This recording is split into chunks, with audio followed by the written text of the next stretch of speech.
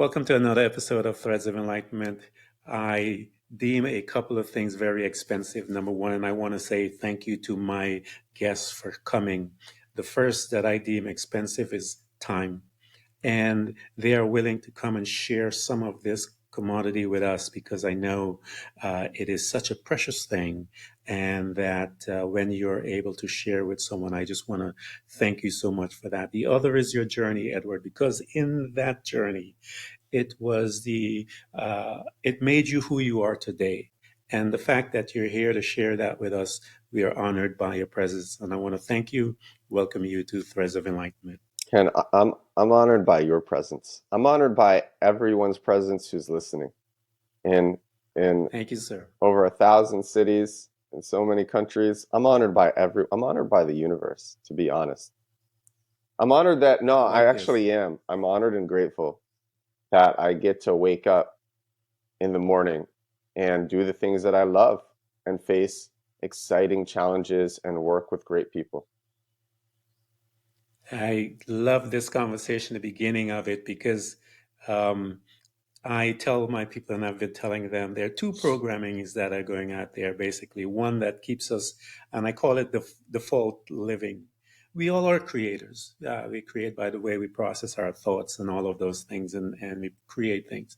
We have the default living people, and all of us were a part of that. And I call it the invisible fence, Edward, that they keep us in that invisible fence by the word normal. Hmm. Anyone that is outside of that, meaning that we have to get in the education, grow up with a school, get the job, Mm, and if you step outside of that, where you're going is not capable of supporting you. And to hear you whisper those words, yeah. and I cannot wait to get into the conversation because I know that you had stepped out from the space of normality. The So normality talk to us a space little about. is quite Go ahead. destructive. The normality space is quite destructive. And I'm not a normal Yeah, we're person. watching it. I mean, we're watching it all around us. And so it is great to be able to embark in this conversation. Talk to us about your childhood, because that's where our first space that we visit while we're here on this planet, Edward, is our family. And within that lab, I call it sometimes, we have these scientists that began to experiment with us. We call them parents. And they began to relay their thesis into us to cause you and I to believe a certain way. We have other entities on the outside also that are vying for our attention, and that is, we know, religion, college, education, society as a whole, the government, all of these different entities that are trying to program you and I. Talk to me about your family life and how was that? Yeah. Well, so I come from, I guess, a pretty good family in Brooklyn. And I grew up in this very Italian American neighborhood. So I grew up playing like stickball in the streets with like mafia kids. And I would like accidentally, we would play with tennis balls because they're soft and they don't damage things, but we would hit like these tinted black cars of the mafiosos and they would yell at us as kids. And and my parents, they always advocated playing it very safe. And for whatever reason, I hated playing it safe. I thought it was so uh, insulting. And Yeah. I like doing weird things. I like doing social experiments. Like or like going places that I wasn't supposed to go. There was a parking lot across the street from us, and me and my friends, when we were like really little, like maybe like 10, 13, we would we would sneak into this parking lot past the guard so we could play baseball in the parking lot. Or so Mm. we could build when it would snow, so we could build snow tunnels in the parking lot. And then the guard would always inevitably like yell at us and chase us out. And there's this other memory that I have where I wanted to see how people would react if me and my friends, we walked up to them like and asked them for nonsensical things. And I would and Yeah. I was this little kid and I'd say like, "Hey, excuse me, do you know where like the nearest dinosaur T-Raptor dinosaur raptor is, or like I would go into a diamond store and ask for pizza, and Yeah, and I yeah. and I just wanted to see, or me and my friends who would stand on the street corner and loudly, really loudly talking gibberish, and we were little kids, and for me it was interesting to see how people reacted to these things. Um, and then in school, I was not normal, and I was bullied in school, and I wondered Mhm. like I admired these people who were so normal, and now I'm very happy that I was not normal. But I admired these people who were so who were so normal, and I was not normal. And I have a theory, man. I think we are the normal ones. I think they're the abnormal ones. But I know exactly what you're talking yeah, about. But you were aware of that at a young age and able to begin to test, as you said, the limitations that normal keeps us in, and it is a limited-minded thought processing belief system within that space of normal. So talk to me about as you and your friends began to push the boundaries, as you will, if you will, of normal um, thinking. I like the fact that you probe people with the questions and see the response. As you were doing this, what, Edward, did it how did it make you feel? Because you made the statement that you hated being normal. How did it make you feel as a young individual beginning the probing of others and watching their response? it made me feel special. It made me feel in control. It made me feel like an insider on the joke.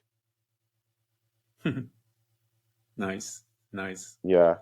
And as you were moving through life, and what was your relationship with your family, your siblings, parents, and stuff like that? Uh, until I moved out of my house and I did it quite late, which I can get into as I talk about, I guess, my early 20s. I moved out at 25. Until I moved out, I found my family, so we got in fights all the time. And because they wanted me to be normal, and I didn't want to be normal, and I wasn't going to be normal. Every time I tried to be normal, it felt like forcing myself to throw up or something. Like it just felt so wrong, and I couldn't. It felt so wrong, and I couldn't do it. And then when I moved out and I had less, I had distance from my family. I didn't see them every day all the time.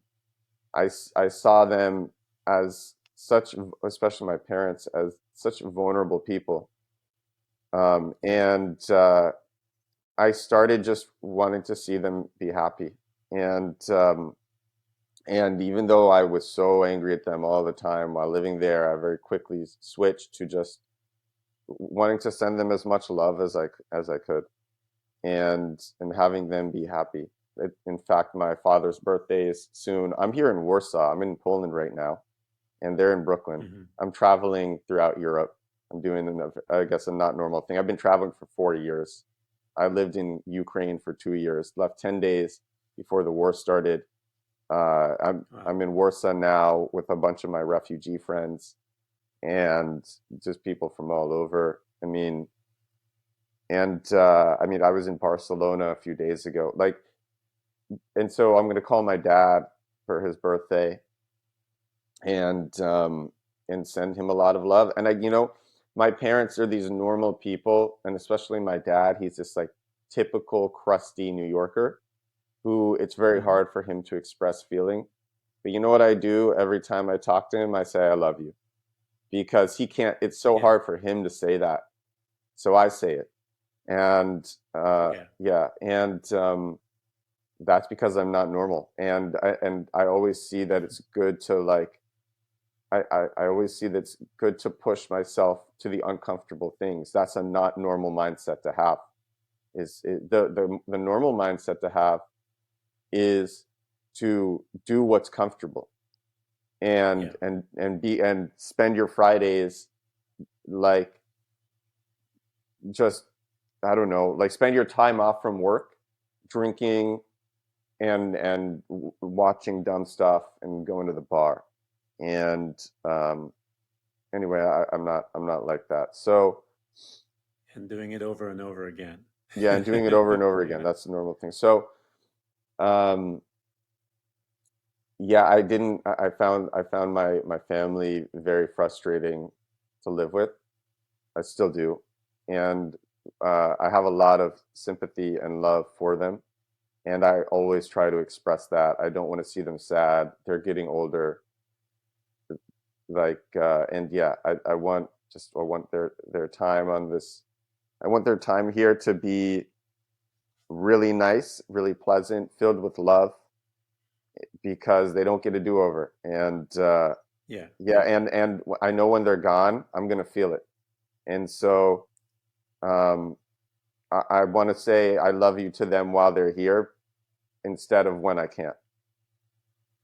Yeah, it's good advice to for anyone because my parents, they have moved on, if you will, and I know about that missing them, and I had to learn some of the things. I'm from Queens, man, Oh, Queens what? Village, Awesome. so Actually, yo, I know my some. co-founders, damn, my co-founders are from there. Yeah, well, Forest Hills. And Yeah, I oh, went to school in Forest Hills, where'd you go? Bryant High School, man. Okay, cool. Yeah. Yeah. Uh, Astoria, Queens, Forest Hills Hospital. My kids were born in Forest Hills. Yeah, I know the place really well, man. I grew up I there wonder if myself. your kids know my co-founders. Actually, so I founded a bunch of businesses, and one of my co-founders, and he lives between Forest Hills and Miami. He just raised like Yeah, many millions of dollars for a startup, and the other one nice. is actually two of them did it together, another is working with them, and I don't know, it's just crazy. But I go to Forest Hills all the time. I'll probably be there in the summer, and yes, it's a great Yeah, place. it's a great And place. I love the food and all the different oh yeah, cultures that's oh there. yeah, oh yeah, oh man, awesome, cool. Yeah, so Yeah. So, I get you, you get me, and I'm this kid yeah. from Carroll Gardens, out in like from this old Italian American neighborhood, living out here in Poland in Warsaw, and it's yeah, it's funny. Yeah, I've been traveling for about 2 years now, and I know my kids have been a little longer than you. Um, we call them, and I know I saw your info, digital nomads and stuff like that. So we are part of that family as well. And I left the United States a couple of years ago, and currently in Thailand. Oh, you're in Thailand And I now. also traveled. Yeah, I traveled parts of Europe when I first started my journey. I actually started in Albania because of the COVID situation. Went to Georgia, went to um, Kazakhstan, and a couple of other places. Turkey, went over. So I've been So on the move as well. have you been So I understand that lifestyle. throughout the Balkans? Not yet. Oh I man, am okay, coming. yeah, yeah. You I know. spent some time. Spent a month and a half in Belgrade in Serbia. I spent 2 months Hmm. in Bucharest in Romania. I spent a month and a half in Sofia in Bulgaria, and yeah, that's my extent of the Balkans. But the Balkans is cool. I didn't Yeah, get to go to I'm Albania though. I coming. wanted to see Albania, and I didn't get to see it. Yeah, it's a beautiful place. Armenia is another place, Mm. absolutely beautiful, and my intention is to continue this journey because I just love this lifestyle. So, talk to me as you're moving through, and you recognize that. And again, my brother and I had this conversation about our parents, and the parents' mentality that we surmise was the same as yours. They played it safe, and they programmed or tried to program us to play it safe, but um, it didn't. It didn't sit well, as you said. So we all branched out in different aspects of our life. So talk to me as you're growing and moving through your 20. You left. Um, what made you recognize? You made the statement. You looked back at your parents and you saw that behavior. What in you that caused you to recognize that they were playing it safe, if you will? Well, I guess I should say what happened in college. So when I went to college, I went to school in Boston. So I went to college Mhm. away from my family for 4 years. And, I would come home for the holidays and so and so, but I spent a lot of time in Boston.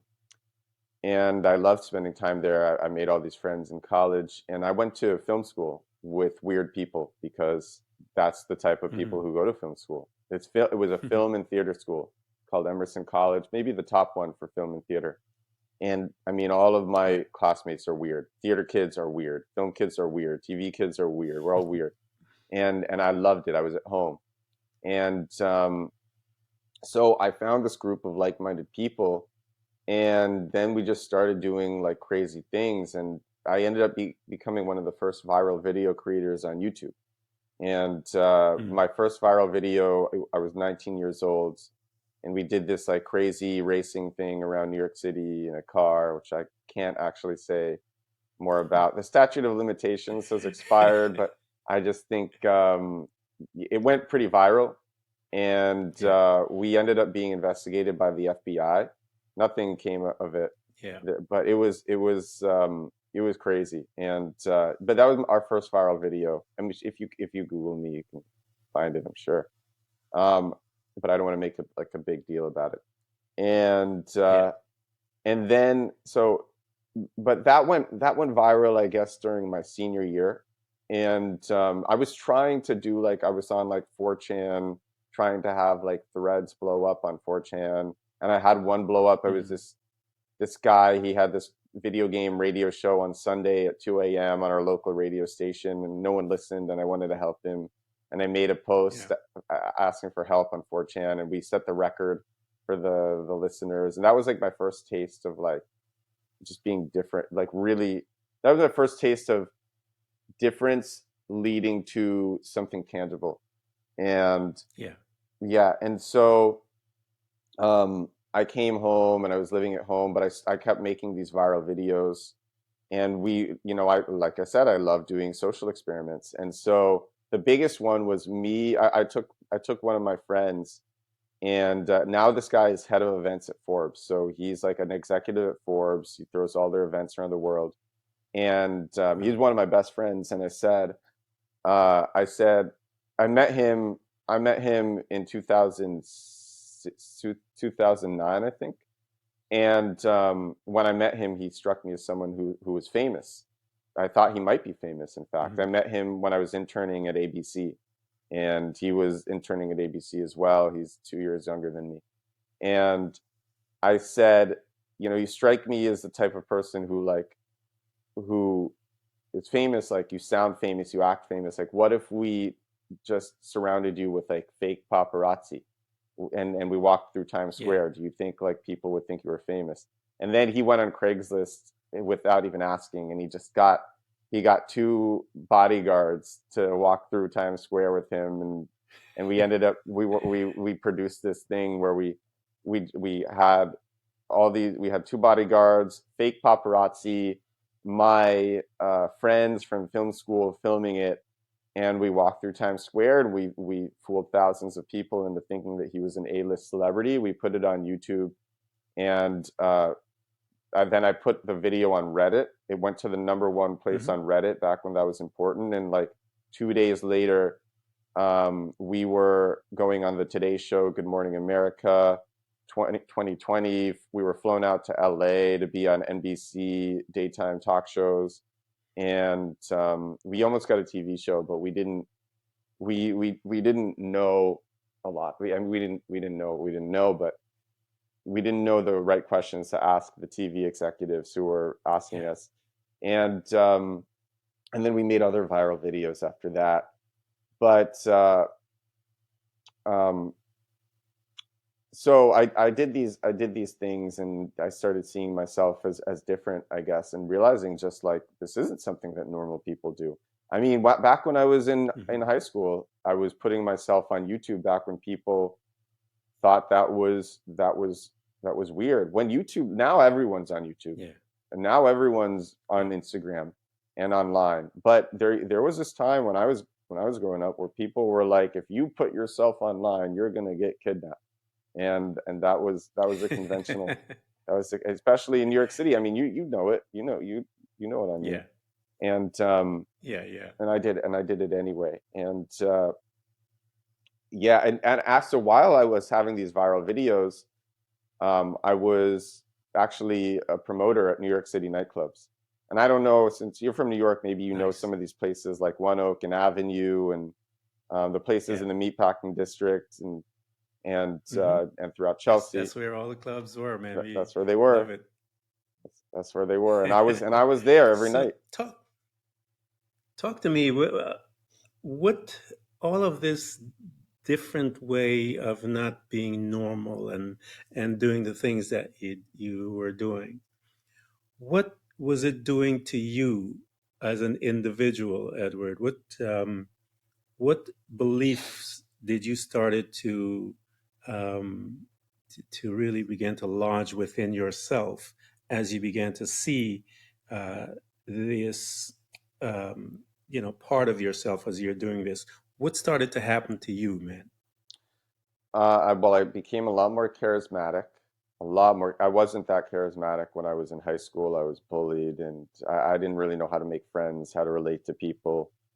In college, I found like a tribe, so that helped me relate to people. And then with the nightlife stuff, I quickly became very charismatic because you have to be Yeah. in that profession. And but the reason I started the nightlife thing was because I wanted to gain social skills. In fact, a lot of the promoters who I know that they started as well for that reason. And and then with the videos, like this is something that I wanted to do, and then I did it, and so I gained charisma, but I also gained the confidence because I went through a very specific motion, a very specific process of building social skills within nightlife. And I kind of just realized that if I try anything long enough, I'll eventually succeed. And Hmm. I got that lesson from it, and I'm telling you, that's like one of the best. People don't actually, like, they hear that and they go, "Oh, come on, I've heard that a million times," but people don't realize the extent. There's like a book or a TV show written, or an audio series about it called like The Secret, and people are like, ah, Yeah. yeah, The Secret is so corny. And I mean, yeah, it's kind of corny. It's just whatever you really want and go after for years, you're willing to go after for years on end, you'll eventually get. And or something that you just, that you breathe, that you, oh, I was also obsessed with bodybuilding in college, and people Hmm. told me I couldn't get big, and I got big because I'm an ectomorph. I'm naturally skinny, and people said I couldn't. Now I'm skinny again because I kind of just exercise to be healthy, but at that time I wanted to exercise to be like jacked.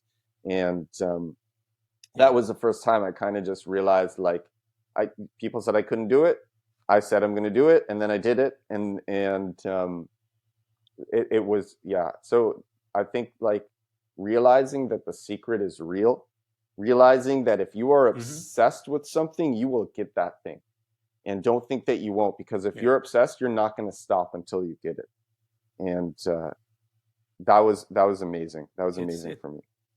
Yeah, it's a principle, man. It's a principle that we all, once are open to it, the results. As again I said, we are all designing. We're designing by default, the program that we are programmed to design, and those designers, like you said, on Friday nights they get drunk, they hang out, whatever, and they're designing their life regardless. Yeah. But it's on default.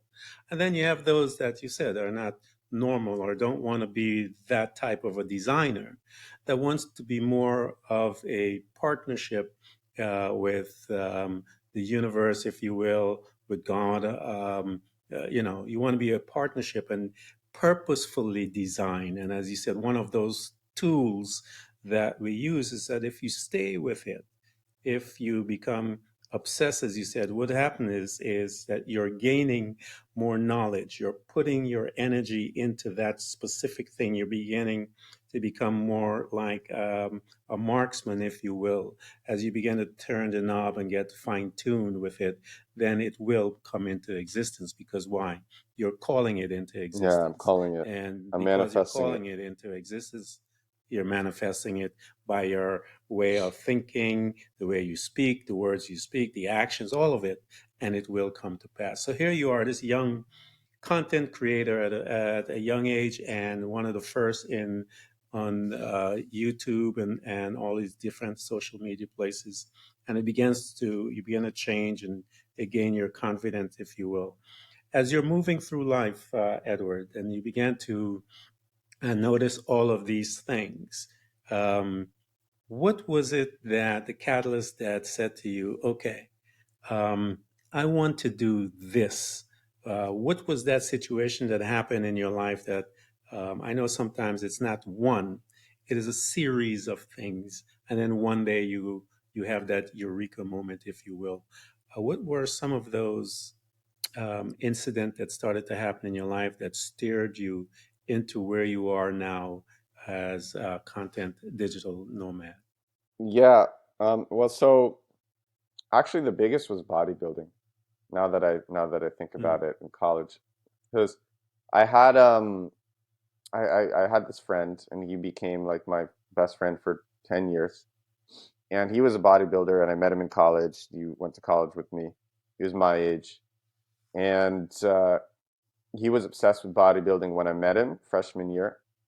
So we were 18, and he was like this like very just big dude, and I'm like, man, I want to be like that's so cool. I want to be big, and yeah, and so I researched like how to get big, how to grow your muscles. I was obsessed. I was on bodybuilding forums all the time, watching bodybuilding videos all the time, diet videos, eating videos, or diet videos, weightlifting videos, form videos, videos about Arnold and the greats and all those types of things. yeah, And and I went through this process, which was, you just have to do it. You just have to do it every day. You have to live this life, and then you'll get there. And I lived that life, and I got there.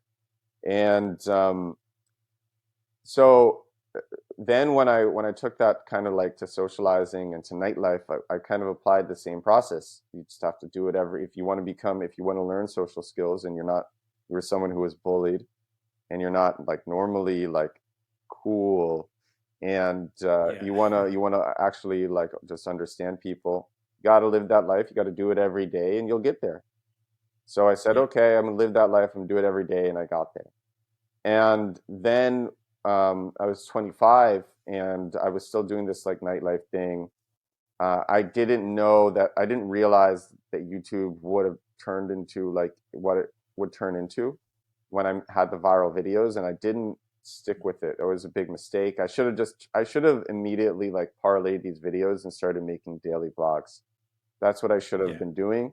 And daily vlogs were pioneered, I think, really by Casey Neistat in 2015, which is when I started getting out of like the YouTube space and stuff.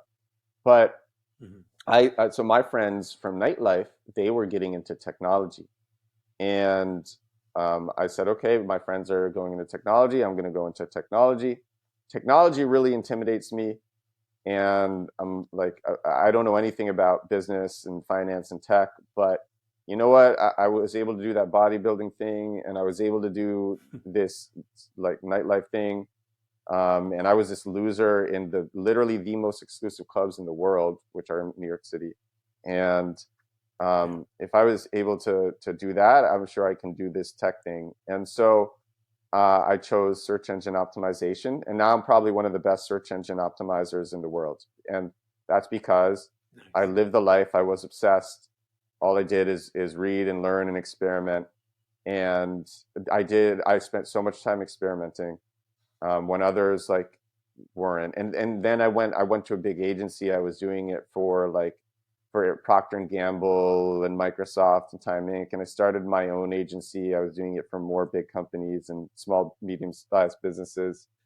And when I was at the agency, though, that was a very eye-opening experience because when I was at this agency, most of my colleagues after work, they would go to the bar and they Mm-hmm. would drink, and they would do that pretty much every Mm-hmm. night, and or they would go like to dinner or something, and that's what they would do. And what I did is I went home and I did more SEO.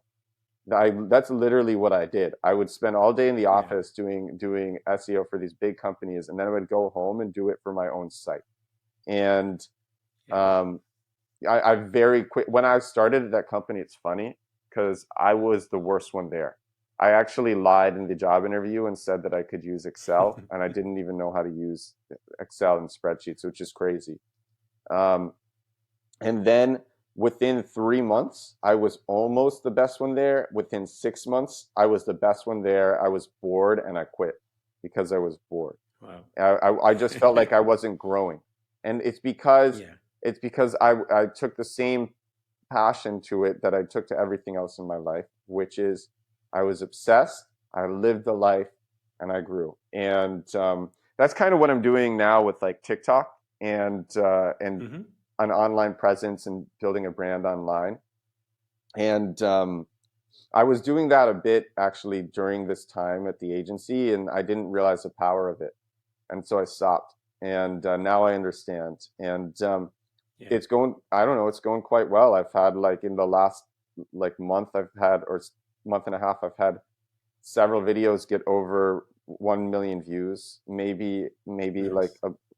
I had one get 2 million, one get 1.75 or 1.7, and then another get like 1.6 million. And I'm I guess at 18,500 followers on TikTok. And these are people who go to my website and check out everything else that I'm doing, all of my startups, and it's I don't know, it's cool, and I Yeah. can direct people towards. I have another, yeah. There's so much going on, but I don't know, I'm getting a bit sidetracked now, but No, no, no. I want people to get the sense of this because these are the things that are available to them. This world that is constantly changing and morphing in a way that is purposeful, and that is why I'm glad that you're talking about it all. Because again, we're trying to get those guys that are in the default mode, if you will, to begin to have their perspective widen.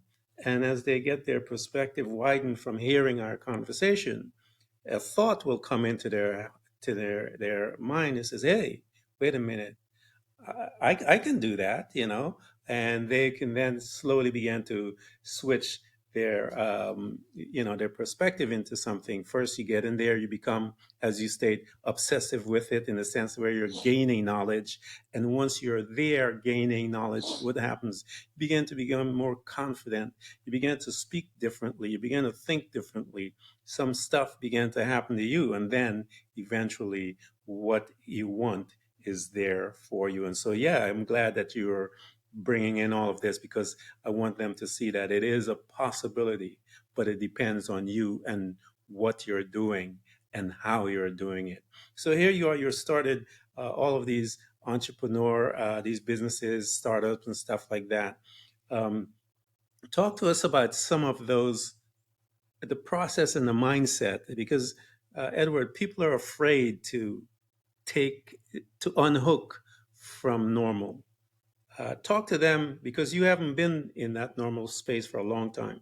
Talk to them about um, how to help them unhook, Edward, because they don't know it. A lot of them are just used to getting drunk and staying there. hmm. But there's a few of them that are, it's uneasy. You know what I mean? It's just a little, they're like, this life is not working. do you have Talk to them right do here you have normal how to people unhook. do you have normal people listening to the show, because we're talking about very abnormal things?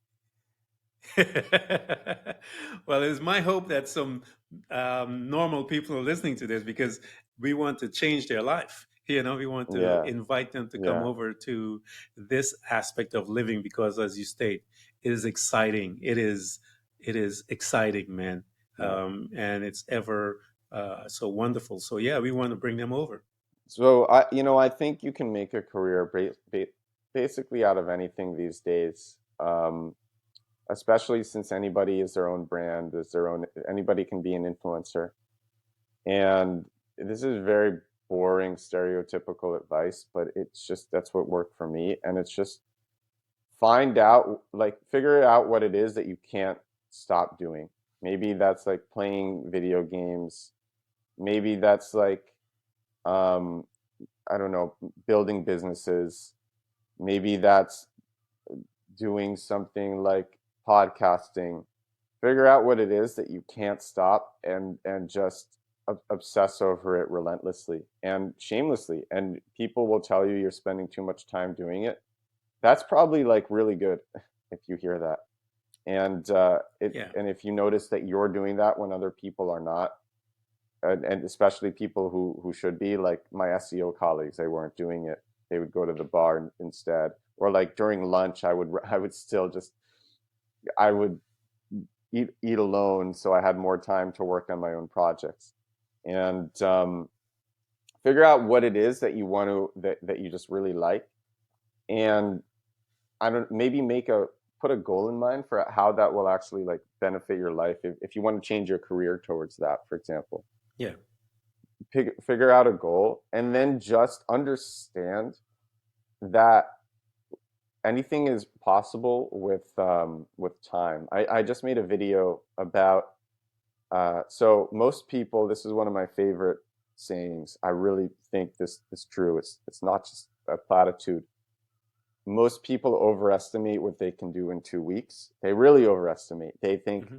They think they can write, like get all their homework done while listening to all these podcasts and watching this TV series, this Netflix series, and getting fit, and like they think they can do all of this in 2 weeks. Okay, I'm going to start now and be able to do all of this in 2 weeks, and it always takes more time. But Yeah. so few people are long-term thinkers, and these same people, Yeah. they dramatically underestimate what they can do in 2 years, and in 2 years 2 years, tremendous businesses can be built. Different Oh, lives yeah. can be built. In like when I started, so I've been traveling for 4 years now, and I've had like permanent homes all around the world. And but I started traveling in April of 2019, and in January of 2018, we were leaders in blockchain. I was running the biggest blockchain meetup group in the world out of New York City, and we made the first play to earn game in crypto, the first video game in crypto. We made it, and that was my life.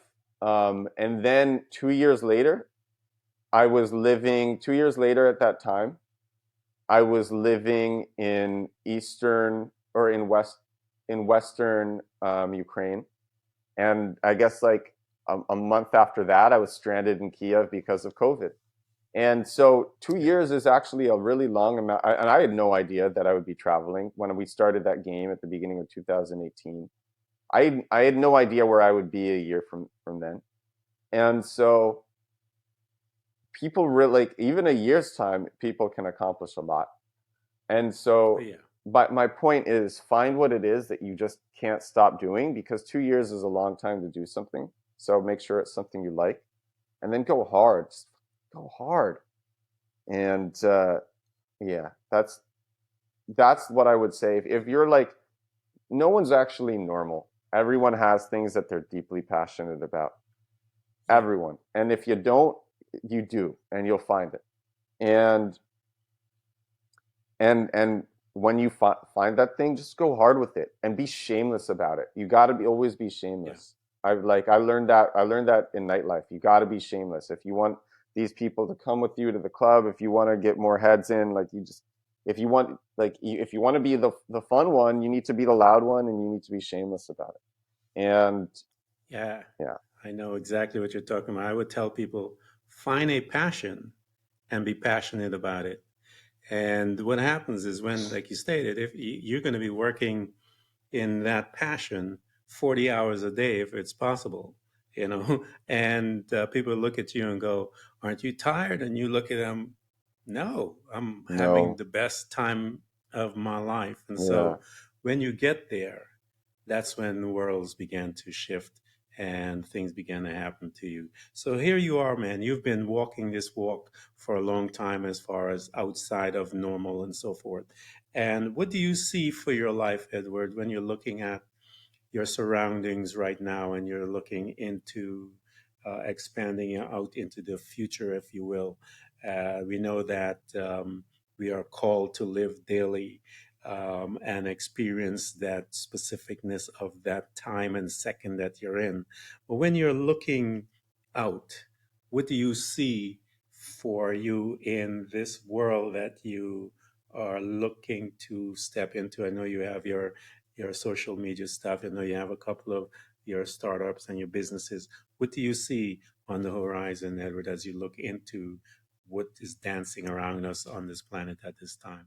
Well, so I'm actually going to make a video about this right after this podcast, and it's going to be a very short video. But the crux of it is we're constantly making mistakes in life, and Yeah, we don't know what we don't know. Hindsight is 2020, and it's like, okay, first it's if you had a time machine and you could tell you from 10 years ago some things, give advice to you from 10 years ago, what would you tell that person?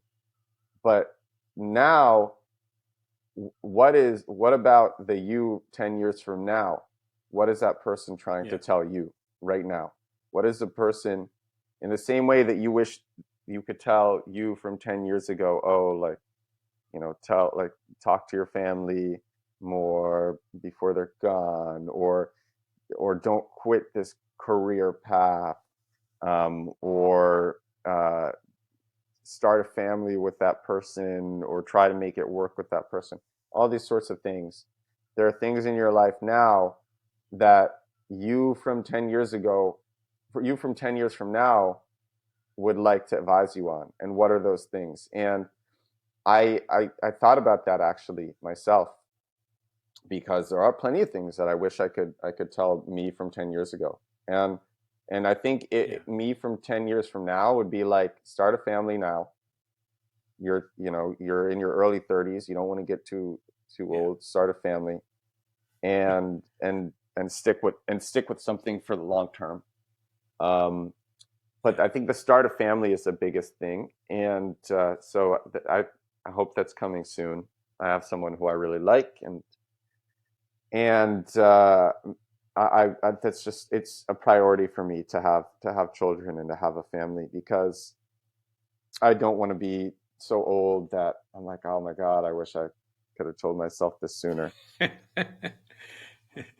Legacy Yeah. in the realm of a person is always a powerful thing, Edward, to see your kids. I have five sons, Wow. and I watch Amazing. them, and I see a.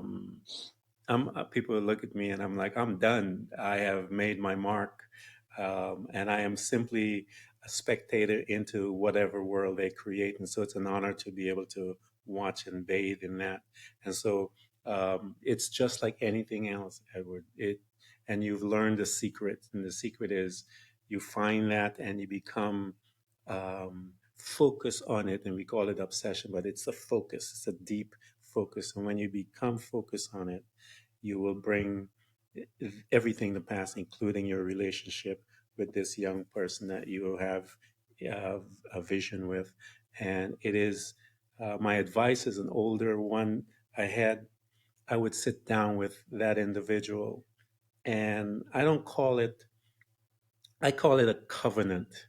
A covenant to me is deeper than just, like promises. I think when you sit down and find out what is it, and come into a covenant, a deeper relationship, that we are going to be um, respectful and honor of each other regardless. Whatever situations come to us, we will come at it as one, bringing your perspective, my perspective. We have a conversation and we deal with it, because all it is designed to make you guys stronger.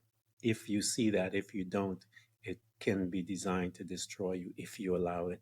Once you recognize that it is a opportunity that will present for both of you to become stronger, bringing different perspective into the situation, you will come out better with more information necessary in order for you guys to walk through it victoriously, Yeah. walking hand in hand, so that when you get old, rocking in your chair, looking at each other, said, we kicked ass.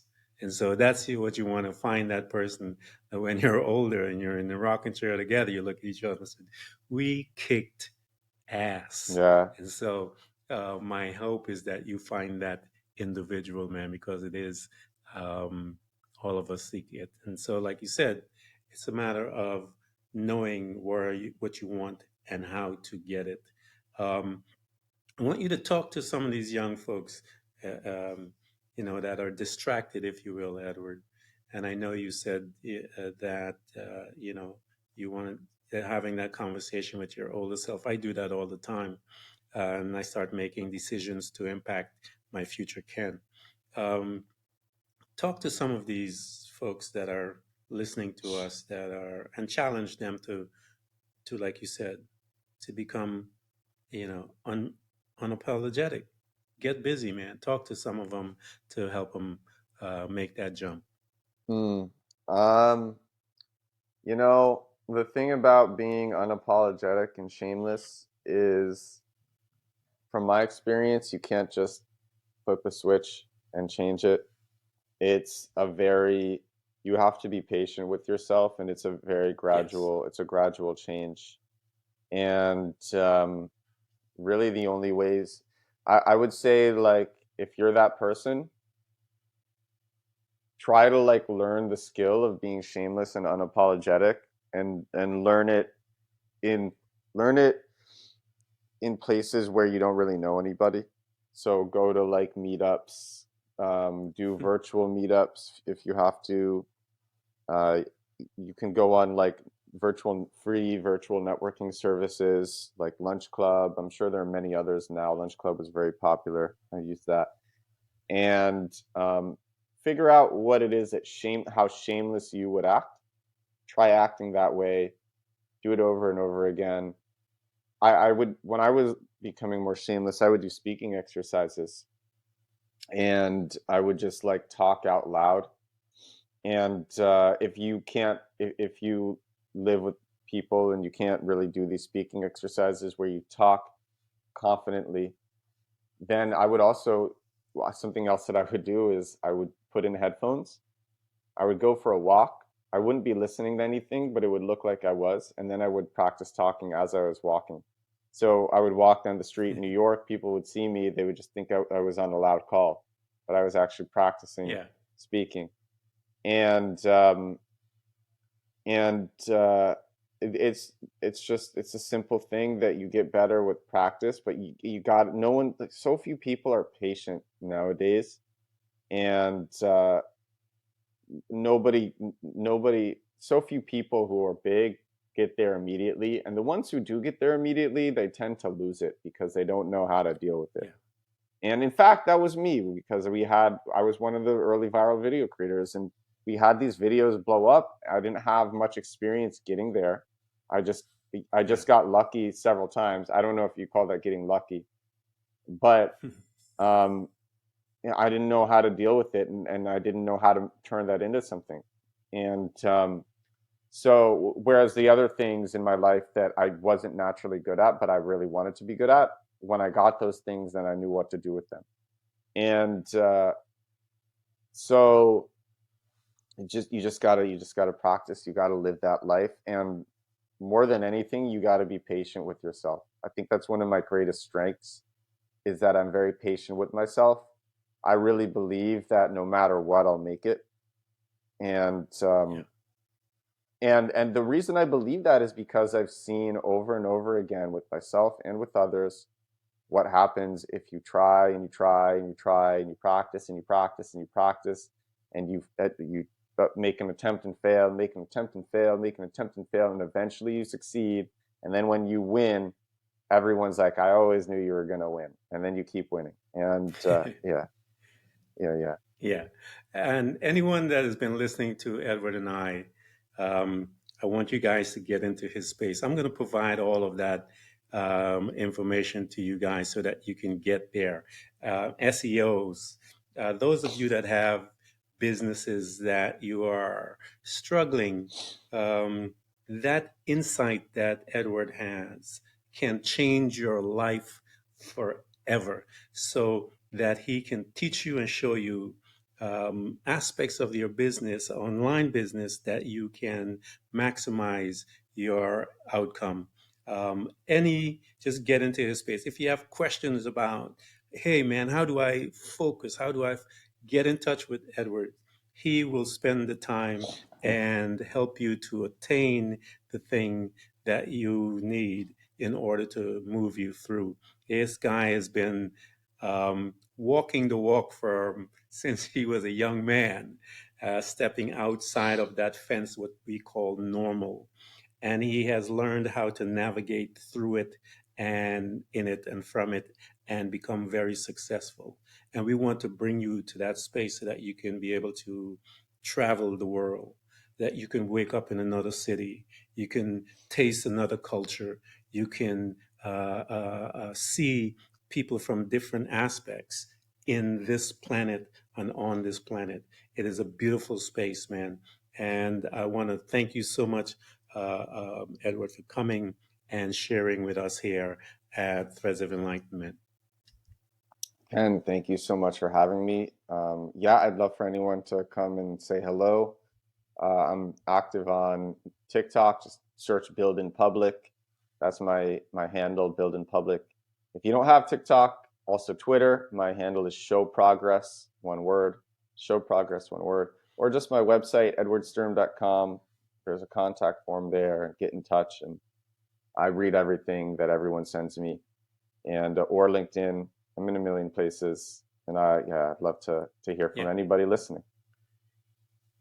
Yeah, we'll provide all of that too, Edward, because I want them to get in touch with you, especially those that are, again, starting a new business, and you are you have someone at your disposal that has walked the walk and know those pitfalls, if you will, and will be able to guide you through and help you to achieve those things that you have in your head and you're dreaming about. And he will show you how to maximize that and change your life. Again, Yeah, sir, thank you so much. I love mentoring people too, so just reach out. Excellent. Yeah, thank you.